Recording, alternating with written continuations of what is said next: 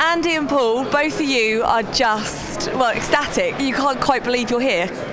Yeah, it's definitely weird. It's kind of like a strange anticlimax. Can't quite suss it yet. We've been trying so hard to win. And then we won it, and it's like, I think it's because we ended our session quite slowly.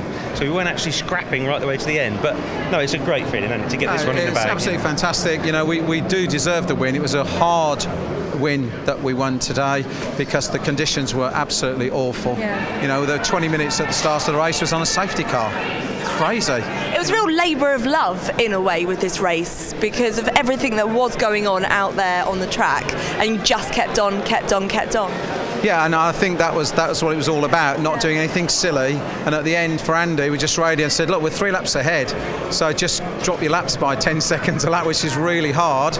And his final instruction was, you can let the Mosler guy by, he's 8 laps behind. Which is something you never think you're going to hear. We didn't really think we'd ever hear that on the radio. No, never. And the next lap, sure enough, Andy had let the Mosler go by. And we won, so it was a really great win.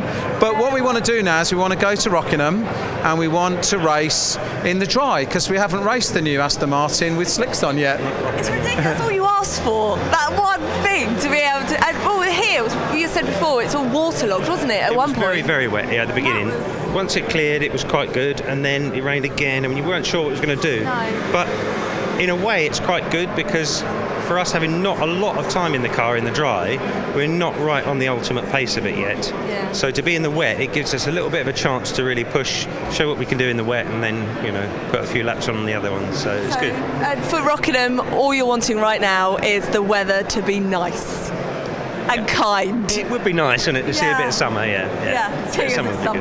Yeah. It would be a blessing. Yeah. And how hard was that for you not to go that fast at the end? It was horrible. It was really horrible. Frustration. Yeah. You see a car coming, you think, oh, we can have a play now, and then no, he's on the radio, slow down, and you're like, oh, okay. It's really hard because, I mean, it's easy because it's slow, but it's hard because all you really want to do is go as fast as you can.